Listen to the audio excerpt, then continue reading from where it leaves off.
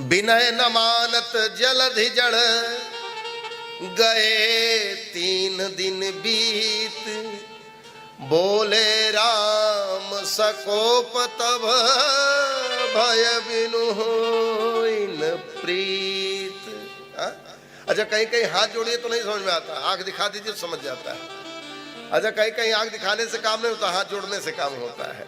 कह कालह कानि मित्राणि का आय व्यय को देश है, इति विचिन्त्य मोहर्मुहुः। तो जीवन में सर्वप्रथम विनम्रता का ही आभूषण धारण करना चाहिए और किसी भी कार्य के लिए विनम्रता का ही प्रयोग होना चाहिए और विनम्रता पूर्वक उसको स्वीकार भी करना चाहिए। समुद्र ने मान लिया होता भगवान को धनुष बाण उठाने की आवश्यकता नहीं थी।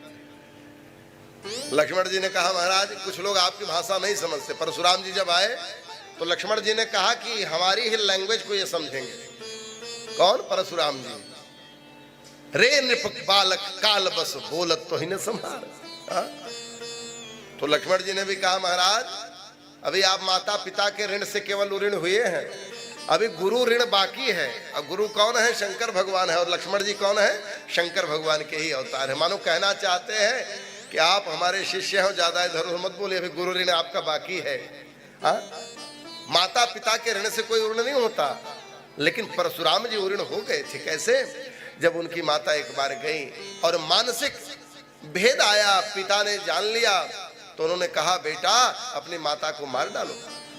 चारों भाइयों में कोई नहीं मारा, परशुराम जी ने मार डाला, काट डाला, धड़ से अलग कर दिया। पिता प्रसन्न हो गए, कहा मांगो, क्या मांगते हो? कहा माँ प्रभु पिताजी बस मेरी माँ को वापस कर दो। वो जानते थे और ये भी कहा कि माँ को वापस कर दीजिए यथावत और उनके मन से अभ्रम निकाल दीजिए कि मैंने कुछ किया था।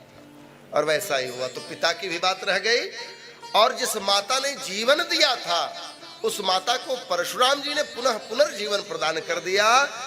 इसीलिए बालक ऋणी रहता है। क्यों? क्योंकि माता जीवन दाता है। जीव को गर्भ में 9 माह वह मां रखती है।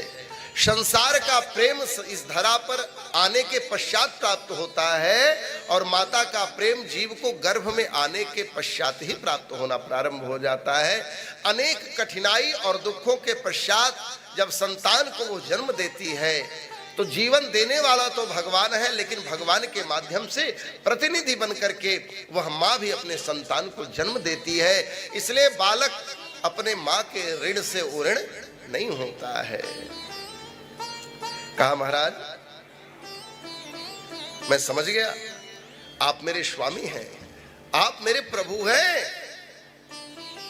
महाराज